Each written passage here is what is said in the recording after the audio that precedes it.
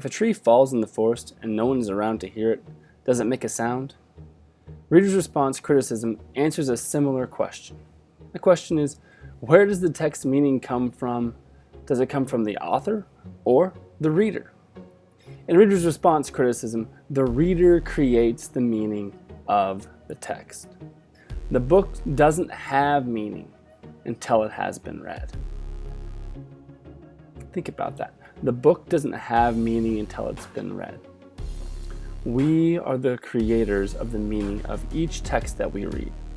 This means that a text can have different meanings for different people.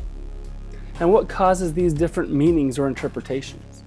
The core values of an individual, of a person, is what creates the different meanings. Core values are the important beliefs each person has. And as we may know, sometimes these values can be very different depending upon the person.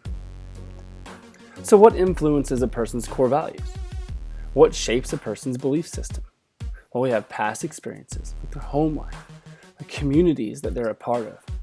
These things shape this person's value system. In turn, these values and beliefs shape the way the text is viewed and what it means for each individual person.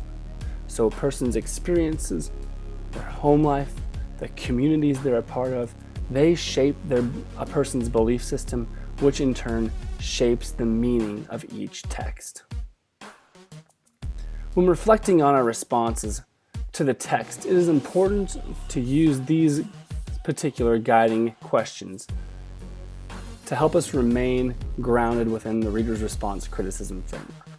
Here are some of the questions that will help us do that.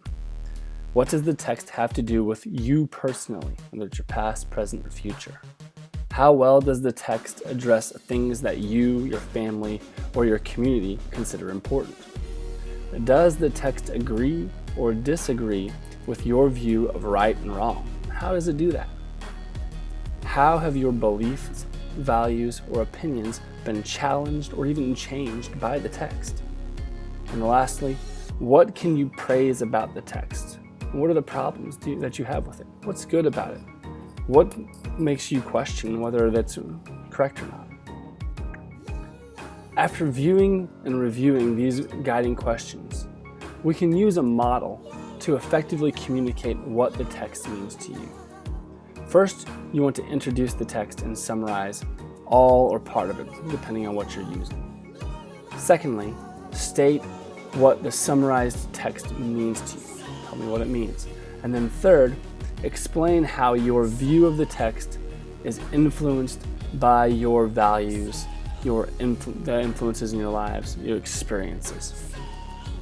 So to review, the Reader's Response Criticism is all about the individual and how their values and beliefs interact and shape the meaning of the text that they're reading. Their perspective is key in the Reader's Response Criticism. It creates the meaning of the text.